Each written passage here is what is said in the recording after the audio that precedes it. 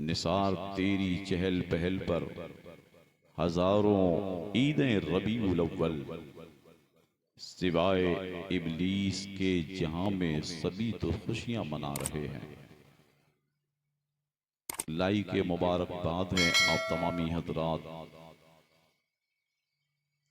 कि रात के इस हिस्से में मदीने वाले सरकार का जिक्र पाक सुनने के लिए आप तशरीफ रखे हुए हैं। हमारे बाहर से तशरीफ लाने वाले तमामी उलमा और शोरा ने आपको बेहतरीन अंदाज और आवाज में नाते पाके मुस्तफ़ा मनक़बत शरीफ के अशार और अच्छे बयानात से आप तमामी लोगों को महसूस फरमाया। मैं आपके सामने थोड़ी देर के लिए हाजिर हूं।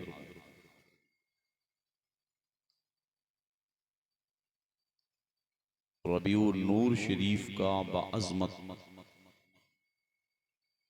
लाई के ताज़ीम महीना है।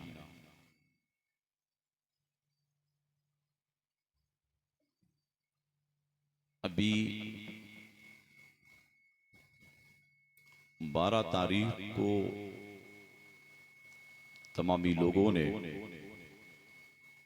जुलूस मोहम्मदी सल्लल्लाहु तआला अलैहि वसल्लम का एहतमाम, मौला हम तमामी लोगों को नबी सरवरे आलम सल्लल्लाहु तआला अलैहि वसल्लम से खूब तर अकीदत व मोहब्बत अता फरमाए।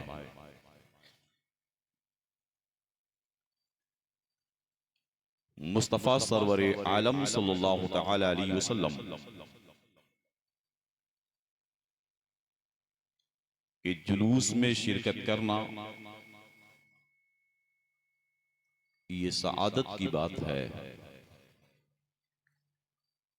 जलसे ईद मिलादुन नबी का क़याम करना ये सआदत मंदी की बात है।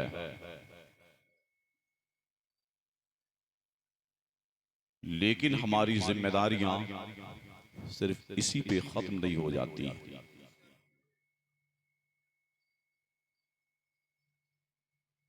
मुस्तफ़ा सरवरे आलम सल्लल्लाहु तआला अलैहि वसल्लम ने हमें जो पैगाम वफा अता फरमाया है, उस पैगाम पे अमल करना भी हमारी और आपकी जिम्मेदारियां हैं।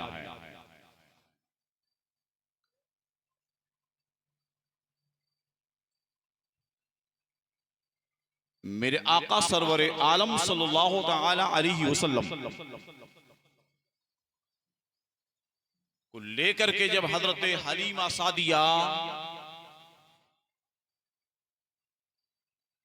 तशरीफ ले गई अपने मकान पे,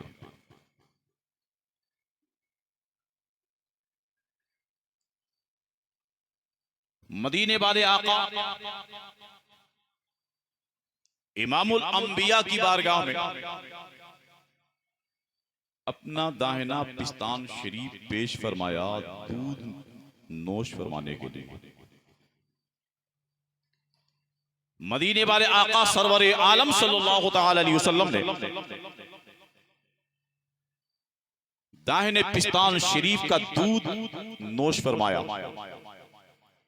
जब बायां पिस्तान शरीफ हजरत हलीमा सादिया रज़ी अल्लाह तआला अन्हा ने पेश किया था, तो अल्लाह के हबीब सरवरे आलम सल्लल्लाहु तआला अलैहि वसल्लम ने हजरत हलीमा सादिया के बेटे के लिए छोड़ दिया था।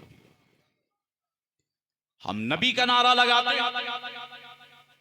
नबी का दामन नहीं छूटेगा। रबीउल अव्वल शरीफ की तारीख आती, हमारे हाथों में अलम होता, नबी ये रहमत के नारे लगाते हुए गुजरते हैं, लेकिन मेरे मुस्तफा के दीवानों, जो मेरे नबी ने हमें तहजीब अता फरमाई है, एक दूसरे के हुकूक की हम पामाली नहीं करेंगे। आज के जमाने में अपनी जिंदगी का मुहासबा करें। हमारी ज़ुबानों पे नबी की मोहब्बत के नारे भी हैं, हजरत सिद्दीक़ अकबर के सदाकत के भी नारे हैं, हजरत फारूक आजम की अदालत के भी नारे हैं, हजरत उस्मान गनी की सखावत के भी नारे हैं, हजरत हैदर कर्रार की शुजाअत के भी नारे हैं। लेकिन मेरे मुस्तफा की दीवानों, फैसले करो क्या हम अपने भाई के हुकूक को अदा करते हैं? हम भाई का हक खाते चले जाते हैं, पड़ोसियों के हुकूक की पामाली करते चले जाते हैं। आखिर बताओ, ऐसे वक्त में ज़ुबानों पे हमारे नारे जो है, नबी का दामन नहीं छूटेगा, हक की पामाली करते नजर आते हैं, दूसरों को हक मारते चले जाते हैं। मेरे नबी सरवर आलम सल्लल्लाहु अलैहि वसल्लम ने इरशाद फरमाया है, आखिर बताओ, हजरत हलीमा सादिया ने जब ये पाकिस्तान शरीफ पेश फरमाया है, अल्लाह के हबीब सरवर आलम जाने कायनात सल्लल्लाहु अलैहि वसल्लम ने दूध नोश नहीं फरमाया, छोड़ दिया हजरत हलीमा सादिया के बेटे के लिए। आज का मसला यह है, हमारी ज़ुबानों पे नारे हैं, नारे तकबीर है, नारे रसालत है, नबी की अजमतों के चर्चे हैं। आखिर बताओ, ये नारे भी लगाना हमारी जिम्मेदारियां है, नबी की शरीयत पे अमल करना भी हमारी जिम्मेदारी है, नबी की हदीसों पे अमल करना भी हमारी जिम्मेदारी है, जो नबी ने फरमाया है उस पे अमल करना भी हमारी जिम्मेदारी है, मुस्तफा जान रहमत ने जो करके बताया है उस पे अमल करना भी हमारी जिम्मेदारियां हैं। क्या भाई के हुकूक को हम अदा करते हैं? पड़ोसियों के हुकूक को हम अदा करते हैं? अपने बाप के हुकूक को हम अदा करते हैं? बताइए, किसी की जमीन अगर बगल में है, हमने थोड़ा सा बढ़ाया, फिर थोड़ा सा बढ़ाया, फिर थोड़ा सा बढ़ाया, अब बताइए मेड़ काट करके उस पार चले गए हैं। जुबानों पे नारा है कि रबीउल अव्वल शरीफ जिंदाबाद, रबीउल अव्वल शरीफ का चाँद जिंदाबाद, नबी की विलादत की तारीख जिंदाबाद। अरे जिंदाबाद का नारा लगाने वाला मुसलमान, ये नारा भी लगाना हमारी जिम्मेदारियां है, लेकिन जो नबी करीम सल्लल्लाहु अलैहि वसल्लम ने तरीका अता फरमाया है, उस तरीके पे अमल करना भी हमारी जिम्मेदारी है। किसी की जमीनों पे कब्जा नहीं करेंगे, किसी को गालियां नहीं देंगे, किसी का दिल नहीं दुखाएंगे, किसी को तमाचे नहीं मारेंगे, किसी की गिबतें नहीं करेंगे, किसी को गालियां नहीं देंगे, शराब की बोतलें हमारे हाथों में नहीं आएंगी, और बताओ किसी पे जुल्म तशद्दुद के पहाड़ नहीं तोड़ेंगे। ये मदीने वाले आका सरवर आलम सल्लल्लाहु अलैहि वसल्लम ने हमें तहजीब अता फरमाई है, इस पे अमल करना ये हमारी जिम्मेदारियां। हज़रत इमाम गज़ाली रज़ी अल्लाह ताला अन्हा फरमाते हैं, उम्मुल मोमिनीन हजरत आयशा पाक से लोगों ने पूछा था, ए मेरी मुक़द्दस आयशा सिद्दीक़ा, आखिरी आप ये तो बताएं, एक दिन वाक़ा होता है, आपके घर में 2 दिन वाक़े होते हैं, नबी के घर में 3 दिन वाक़ा होता है, 4 दिन वाक़ा होता है, हफ्ते गुजर जाते हैं वाक़ों पे, आखिर मसला क्या है? हजरत आयशा सिद्दीक़ा रज़ी अल्लाह ताला अन्हा ने फरमाया था कि हमारे घर में तोहफे भी आते थे और सामान भी हुआ करते थे, लेकिन मदीने वाले आका सरवरे आलम सल्लल्लाहु अलैहि वसल्लम वो गरीबों में तक़सीम फरमा दिया करते थे।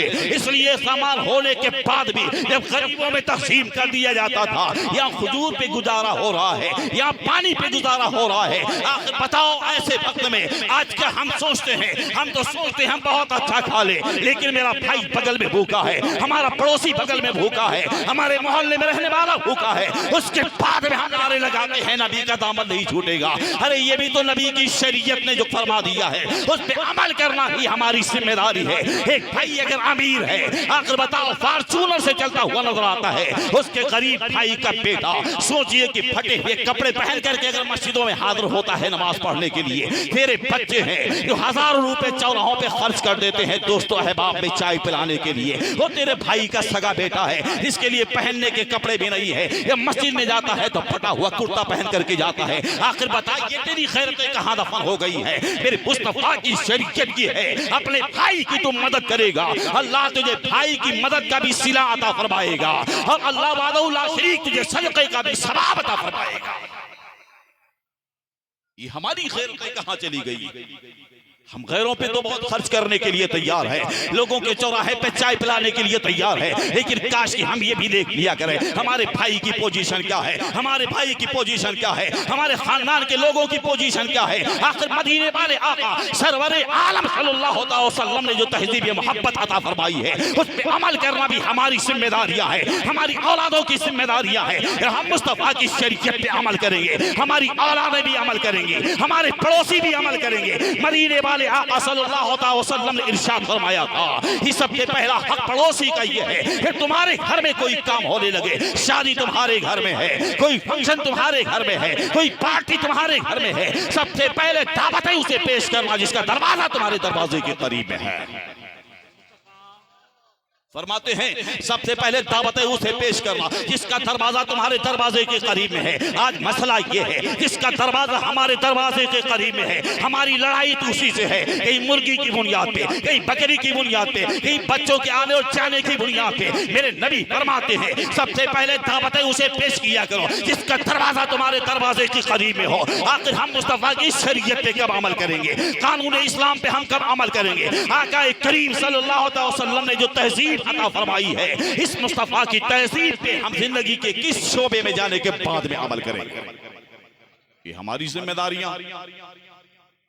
मेरे मुस्तफा फरमाते सबसे पहले दावतें उसे पेश करो जिसका दरवाजा तुम्हारे दरवाजे के सबसे करीब है। आज तो हम उसे दावतें पेश करते हैं जिसकी गाड़ियां बड़ी महंगी हैं, जिसका कुर्ता बड़ा महंगा है, जो बड़ी गाड़ियों से आता है, हम उसे पहले दावतें पेश करते हैं। उसके बाद में आखिर बताओ हजरत हलीमा सादिया रज़ियल्लाहु ताला अन्हा है, मेरे नबी करीम सल्लल्लाहु अलैहि वसल्लम ने दुनिया को पैगाम मोहब्बत अता फरमाया है, किसी को हक मारना नहीं। मेरे नबी दुनिया के लोगों को हक दिलाने के लिए तशरीफ लाए हैं। आज आला हजरत सरकार की मैंने एक तारीख पढ़ी, इमाम अहले सुन्नत फाज़िल बरेलवी आला हजरत सरकार एक दावत में तशरीफ ले गए। एक दावत में गया आला हजरत सरकार, सामने जब खाना पेश किया गया तो आला हजरत सरकार ने फरमाया ये जो आपका सालन है ना, घर के मालिक से कहा ये सालन मुझे पसंद है, क्या मैं पी सकता हूं? मैं पी सकता हूं? घर के मालिक ने कहा हुजूर ये इंतजाम भी आपका है, ये दस्तरखान भी आपका है, आप पी सकते हैं। आला हजरत सरकार ने इतना पूछा था तो घर के मालिक ने कहा था हुजूर आपको पूछने की जरूरत क्या है। इमाम अहले सुन्नत फाज़िल बरेलवी ने कहा था इसलिए कि सालन खाने के काम में आता है, शरबत और पानी पीने के काम में आता है, इसलिए मुझे देख करके कोई दूसरा पीने ना लगे, ये भी ना पीने लगे, ये भी ना पीने लगे। अगर आपने 100 आदमियों को खाना बनाया है तो 10 लोग पी करके सालन चले जाएंगे तो 90 लोगों का हक मारा जाएगा। इसलिए अगर किसी को पीना होगा वो आपसे इजाजत ले लेगा। आखिर बताओ मेरे मुस्तफा की जिंदगी आला हजरत के सामने है, नबी करीम सल्लल्लाहु अलैहि वसल्लम की तहजीब इमाम अहले सुन्नत की नजर के सामने है। उन्होंने सोचा किसी का हक न मारा जाए। आज हम शादियों में जाते हैं, जाने के बाद में जब टेबलों पे बैठते हैं, आखिर बताओ हमारे उसी टेबल पे एक अमीर भी बैठा होता है, एक गरीब भी बैठा होता है, एक वो आदमी भी बैठा होता है जो हफ्ते में गोश्त नहीं ला पाता है, महीने में गोश्त नहीं ला पाता है। सोचो कि शाम के वक्त में जाता है बाजार में सब्जियां लेने के लिए अपने बच्चों के लिए। इस वक्त में दुनिया के लोग बाजार से वापस होते हैं। आपने पूछा चाचा दुनिया पलट करके आ रही बाजार से, अब आप बाजार जा रहे हैं? वो शख्स कहता है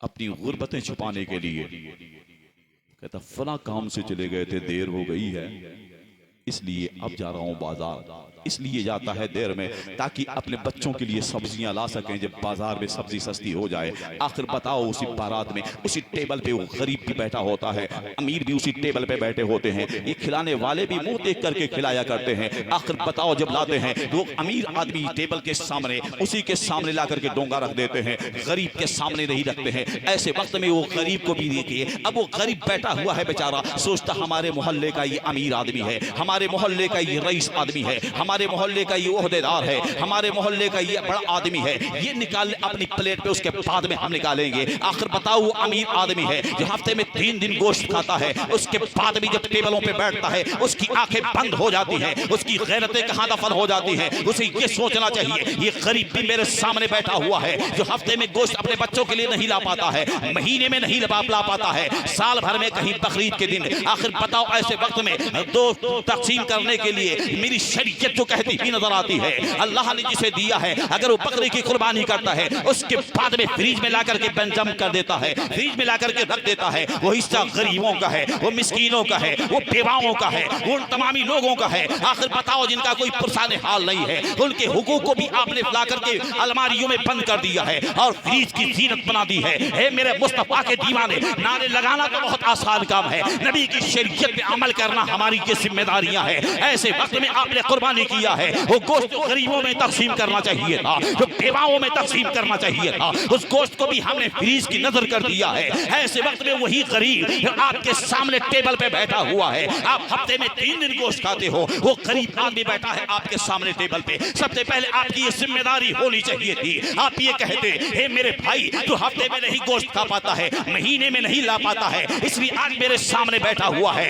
अपने हाथों से निकाल करके उसकी प्लेट में आप दे दोगे। खुदा के साथ की कसम, जब गरीब का दिल खुश होगा मदीने वाले आका भी खुश हो जाएंगे, तुम्हें पैदा करने वाला रब भी खुश हो जाएगा। ये हमारी जिम्मेदारियां होनी चाहिए। ये गरीब है, ये मुफलिस है, ये लाचार है, ये परेशान हाल है, इसे कोई इसका पुरसाने हाल नहीं है, आज हमारे सामने टेबल पे बैठा हुआ है शादी में आने के बाद में। ये हमारी जिम्मेदारियां होनी चाहिए। ये रोजाना तो नहीं खा पाता है, आज कम से कम हमारे सामने बैठ करके पेट भर के तो खा ले। उस वक्त में हमारी आंखें बंद हो जाती, हमारी आंखें बंद हो जाती, उस वक्त में भी हम गरीबों को नहीं देख पाते। हम ये सोचते हैं सारा हक तो हमारा है, सारा हिस्सा तो हमारा है, सारा मामला तो हमारा है। नहीं, खुदा के साथ की कसम, अल्लाह ने अगर तुम्हें दौलतें अता फरमाई है ये भी आजमाइश है तुम्हारे लिए। अगर कोई गरीब है ये उसके लिए भी आजमाइश है। अल्लाह जब दौलतें अता फरमाए खुदा का शुक्र अदा किया करो। अगर दौलतें चली जाए तो खुदा की बारगाह में सब्र किया करो। हे मेरे मौला जो तू जिस हाल में रखे ये तेरा शुक्र है, मैं सब्र कर रहा हूं। सरकार अमीरुल मोमिनीन हजरत उमर इब्न खत्ताब रज़ियल्लाहु तआला अन्हु गोश्त की दुकान पे जाकर के पीछे से खड़े हो गए।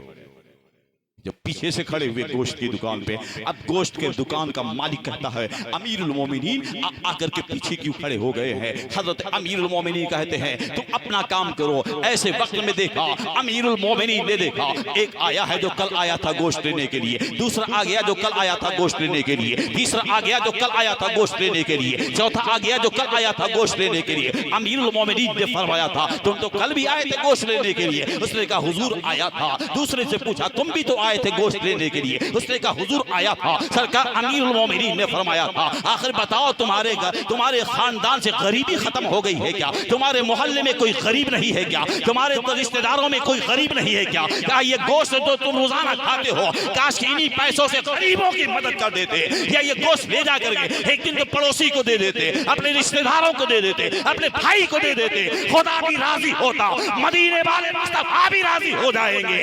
हे मेरे मुस्तफा के दीवानों, इसलिए हमारा काम ये होना चाहिए कि हमारे कामों से मेरा रब भी राजी हो जाए, अल्लाह के हबीब भी राजी हो जाए, और जिस पीर से मुरीद हो वो पीर भी राजी हो जाएगा। ये हमारी जिंदगी में मामूलात में शामिल होना चाहिए कि खुदा और मुस्तफा की रजा के लिए हम काम करें। मौला हम सब लोगों को दीन, सुन्नत और शरीयत और मजहब की बातों पे अमल की तौफीक अता फरमाए। अस्तगफिरुल्लाह।